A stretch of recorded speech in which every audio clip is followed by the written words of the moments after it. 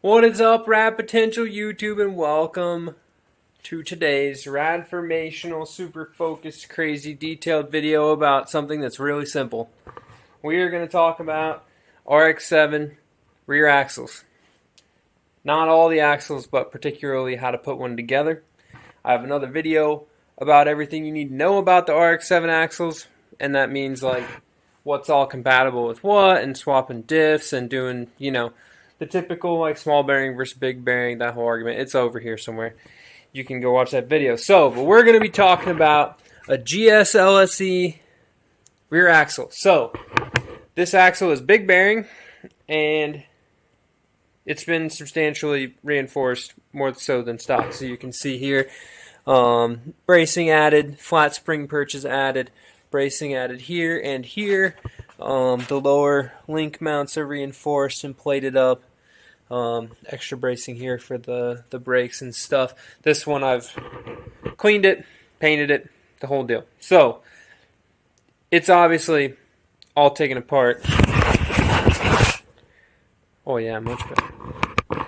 So it's obviously all taken apart, but to basically take yours apart, you're going to do this exact process in reverse. So first things first, before you assemble your rear axle, you need to make sure that everything is clean. So this is a mating surface right here. Generally is just metal on metal, and you will put some silicone on that. So we're going to go ahead, clean this up with the wire wheel, get my little bit of overspray off here, and make this look fresh. And then we'll put the pumpkin in.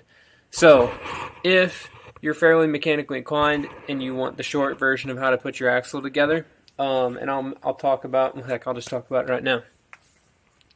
Okay, the short version on how to put your axle together: you put the pumpkin in first, then you slide each axle in from the ends, put the axle flanges on, put your brake calipers on, and you're done. That's literally it. Fill it up with fluid. Don't forget to fill it up with fluid. You will cook this real quick. So, as far as doing rear wheel bearings, which one's cleaner? This one's cleaner. Okay.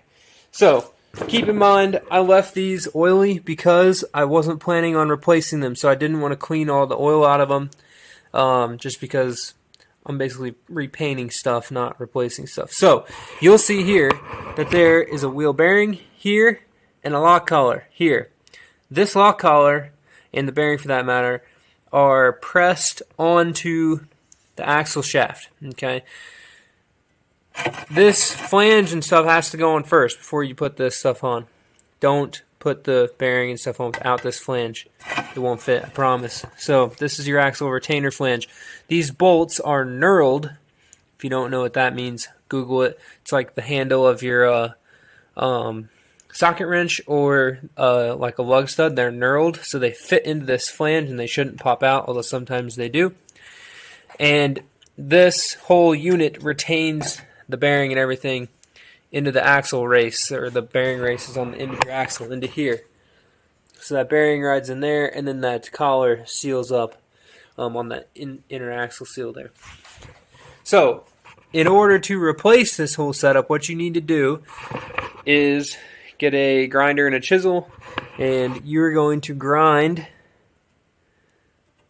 some grooves into this retainer. Hit that with the chisel, break that apart. The bearing will come off. You'll put the new bearing on. You take your new race, or I guess collar like this.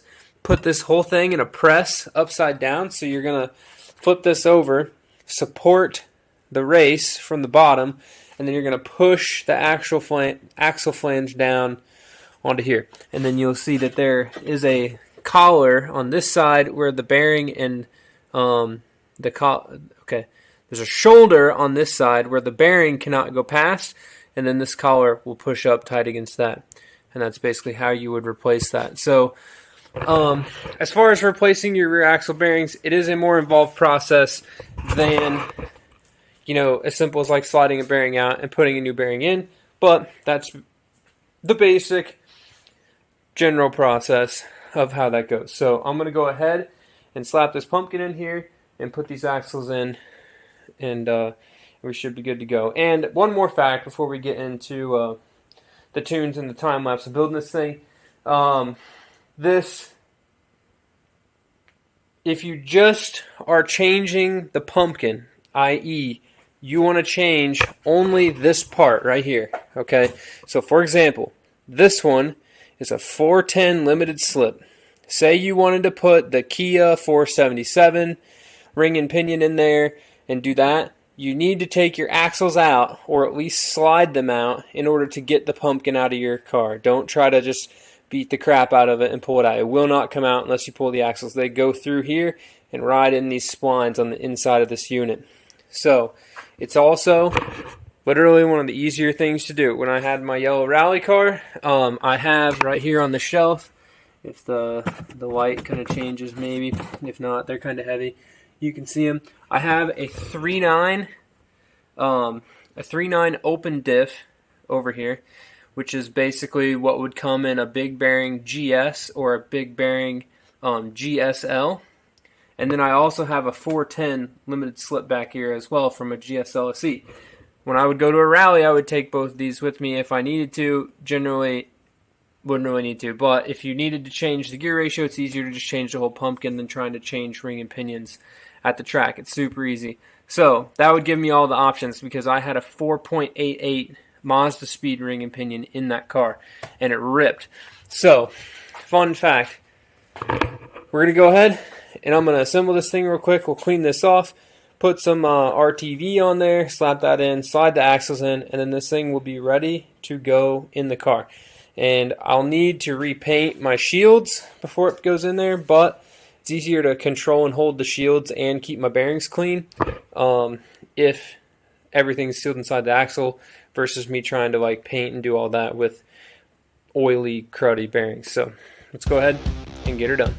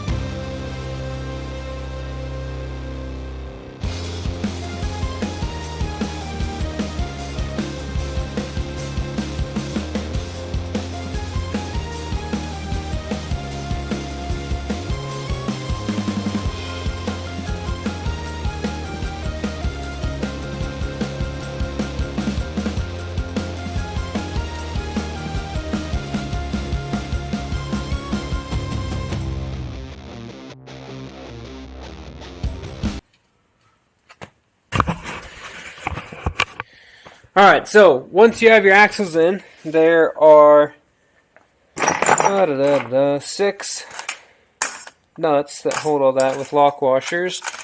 They are this size here, 12 millimeter nut, little lock washer, 3 for each side. I actually had one of mine come out, so stored my extra lock washers on one of the bolts. So, once you find your nuts,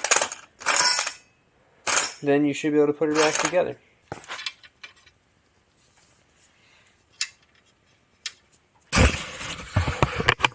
Alright guys, so that's the gist of how to put your axle together. And I literally did that little bit there in about 30 minutes or so, 25 minutes. As far as fitting your brake lines, this is your axle brake line here. You can see the contrast on my shirt. That guy will just sit basically on there like that. Goes around and hooks in. You can see we got everything will line up on those once this is hooked over the back there. So freshen that up, put that on. Calipers, 2 bolts, they bolt on from the back. You can see right here, it's a rear caliper and e-brake cable all in one. That mounts up, hook your brake line up. Unfortunately, I had one of these round off and get stuck in here, so I've got to remake a brake line, but that's not something that's too terribly hard. So, with that, that is going to be the entirety of this video. Assembling the axle for the rally car. I'm going to go ahead and remake this brake line, bolt all this stuff down tight, and she'll be ready to be popped in the car once the silicone's dry. And yeah, we'll be looking at this. So, next week, this weekend, we're going to get some big progress done on this car. So you'll see engine and trans go in, car will be on the ground. And unfortunately, the track day took a bigger toll on what I wanted to do Sunday and had other things planned. And family came to visit and stuff like that. So it just kind of, didn't get anything really crazy done. But the transmission is cleaned, like super cleaned and prepped, even inside the bell housing.